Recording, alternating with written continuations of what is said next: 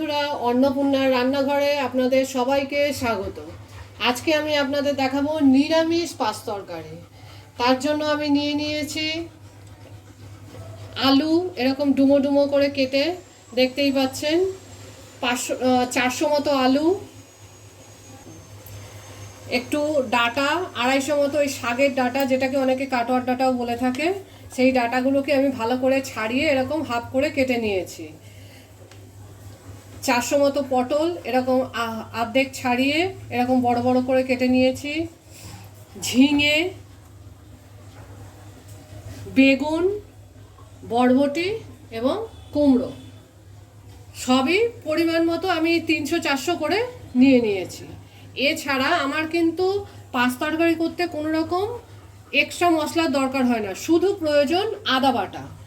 আদা আমি বেটে রেখেছি, এর থেকে আমি 1 চামচ বা 1.5 চামচ ব্যবহার করব।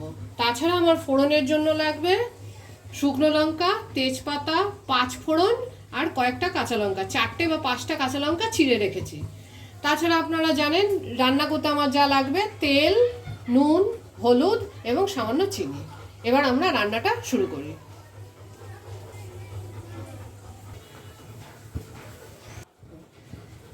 দেখুন বন্ধুরা, কড়াইটা আমি গরমে বসিয়ে দিয়েছি, গ্যাসটা জ্বালিয়ে দিয়েছি।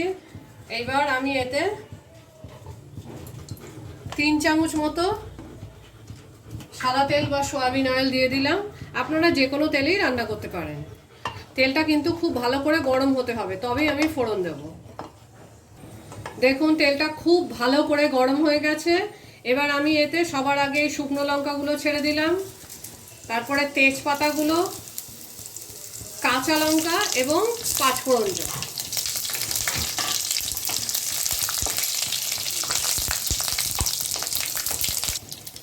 দেখুন ফোড়ন দেওয়ার পরে যখন লঙ্কাগুলো ভাজা ভাজা হয়ে গেছে, 5 ফোড়নটাও আমি আলুগুলো ছেড়ে দিচ্ছি। আলুগুলো সবার আগে দেওয়ার কারণ হচ্ছে, যেসব সবজিগুলো সেদ্ধ হতে বেশি সময় লাগে আমি সেগুলোকে আগে দেব, তাই আলু এবং ডাটা আমি সবার আগে দেব।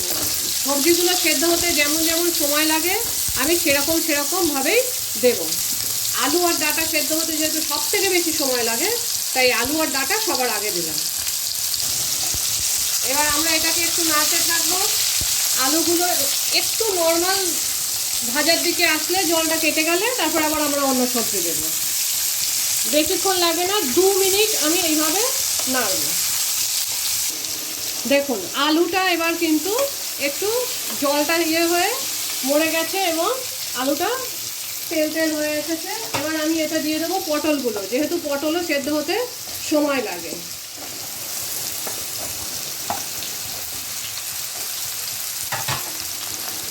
দিয়ে নাড়িয়ে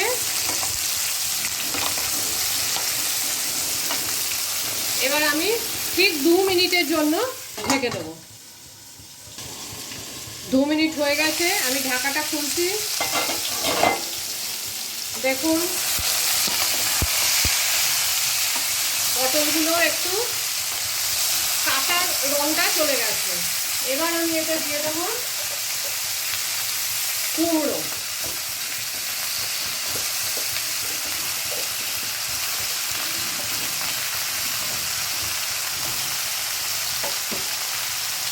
নেড়ে দিয়ে আবার আমি 2 মিনিটের জন্য ঢেকে দেব।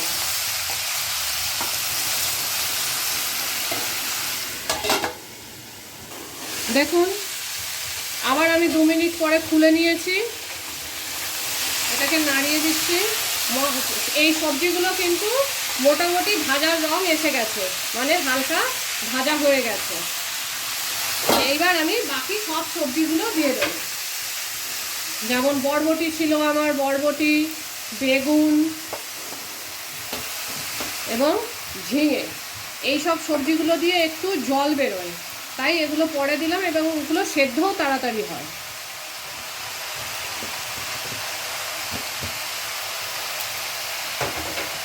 এখন মনে হচ্ছে কড়াইটা ভর্তি হয়ে গেছে, কিন্তু একটু পরেই সব সবজিগুলো দিয়ে জল বেরিয়ে গেলে কড়াইটা কিন্তু আবার খালি হয়ে যাবে। এতে আমি দিয়ে দেবো পরিমাণ মতো নুন।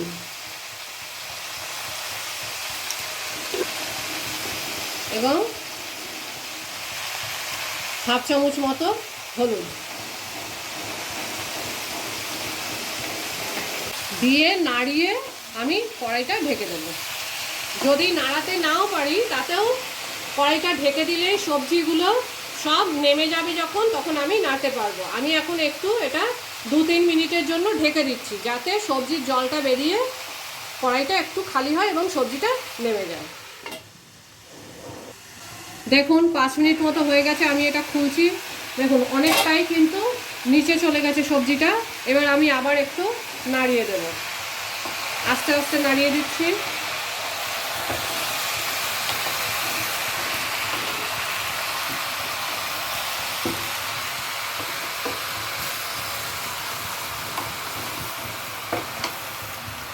দেখুন সবজি দিয়ে এক জল বেরোতে শুরু করেছে, তাই আমার আর এক্সট্রা জল দেওয়ার কোনো প্রয়োজন নেই।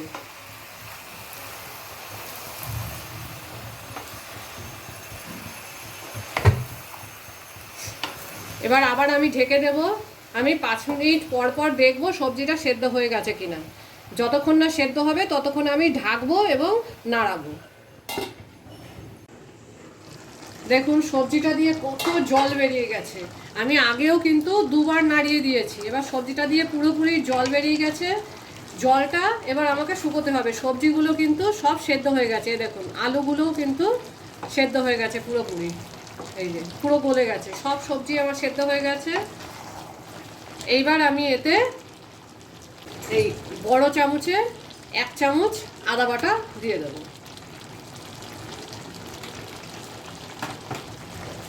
পাঁচ তরকারিতে অন্য কোনো মশলা দিলে সবজির টেস্ট নষ্ট হয়ে যায়। অনেকেই মশলা দেয় কিন্তু আমি দিই না। আপনারা একবার বানিয়ে খেয়ে দেখুন, এটা অনেক বেশি টেস্টি লাগবে। ভালো করে আদাটাকে নাড়িয়ে দিচ্ছি, মিশিয়ে দিচ্ছি। এতক্ষণ গ্যাসটা আমি মিডিয়ামে করে রেখেছিলাম, এখন আমি গ্যাসটাকে ফুল করে দেবো জলটা শুকোবার জন্য। আর কিন্তু ঢাকা দেবো না, তাহলে সবজিগুলো গলে যাবে। গ্যাসটাকে ফুল করে দিলাম। আমি এতে দিয়ে দেব 1 চামচ মতো চিনি। 1 চামচ আমি 1.5 চামচ দিলাম, আপনারা যেমন মিষ্টি খাবেন সেরকম দেবেন। আসলে পাঁচ তরকারি একটু মিষ্টি ভালো লাগে, মিষ্টি মিষ্টি করলে ভালো লাগে খেতে।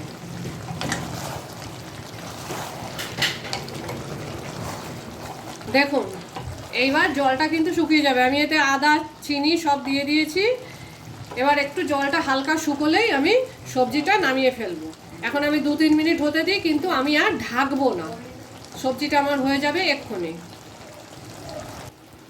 সবজিটা কিন্তু বারবারই একটু নাড়তে হবে, যাতে কড়াইয়ের তলায় লেগে না যায় এবং সব দিকেই ভালোভাবে একই রকম থাকে। একটু শুকিয়ে গেলে, জলটা কমে গেলেই আমি এটা নামিয়ে ফেলবো। তা আমার এখন এটা হতে অন্তত মিনিট 5 সময় লাগবে, কিন্তু একটু বারবার নাড়তে হবে। দেখুন আমার সবজিটা কিন্তু রেডি। এবার আমরা এটাকে খিচুড়ির সাথেও সার্ভ করতে পারি, বা গরম গরম ডাল ভাতের সাথেও কিন্তু পাঁচ তরকারি খুবই খেতে ভালো লাগে। আমাদের এটা রেডি পাঁচ তরকারি। দেখুন আমাদের পাঁচ তরকারি একদম রেডি খাওয়ার জন্য। খেয়ে দেখুন এবং কমেন্টস করুন। আপনাদের যদি এই সুস্বাদু নিরামিষ পাঁচ তরকারি রেসিপিটা ভালো লেগে থাকে, আমাদের চ্যানেলকে নিশ্চয়ই লাইক, শেয়ার আর সাবস্ক্রাইব করুন। Thank you for watching.